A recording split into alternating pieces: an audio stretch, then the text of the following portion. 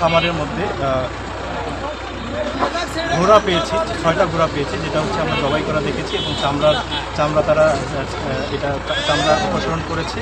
মানে অবস্থা দেখে মনে হচ্ছে যে এই মাংস হচ্ছে অন্য কোথাও বিক্রি হবে এবং 2 জনের সাথে 3 জনকে আমরা ধরেছি। এর মধ্যে একজন হচ্ছে মোহাম্মদ আবদুল্লাহ, ওর বাড়ি হচ্ছে নেত্রকোনা, মোহাম্মদ রুবেল, ওর বাড়ি হচ্ছে রংপুর সদর, এবং একজন হচ্ছে রবিউল ইসলাম, এর বাড়ি হচ্ছে নীলফামারী।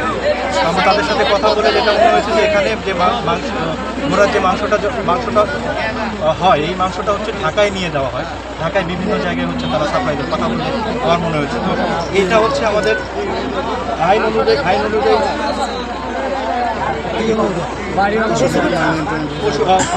পশু জবাই ও মান নিয়ন্ত্রণ আইন 2011 অনুযায়ী তারা যে 3 জনকে ধরেছি তারা হচ্ছে অন্যায় করেছে এবং এটা হচ্ছে 4 ধারায় অপরাধ হয়েছে এবং 24 ধারায় এটা সর্বোচ্চ সাজা হচ্ছে 1 বছর জেল।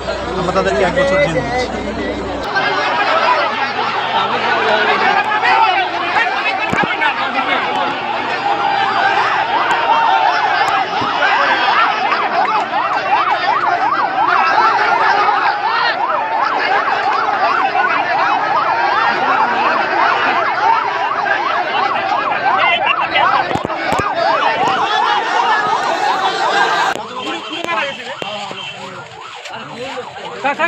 কাক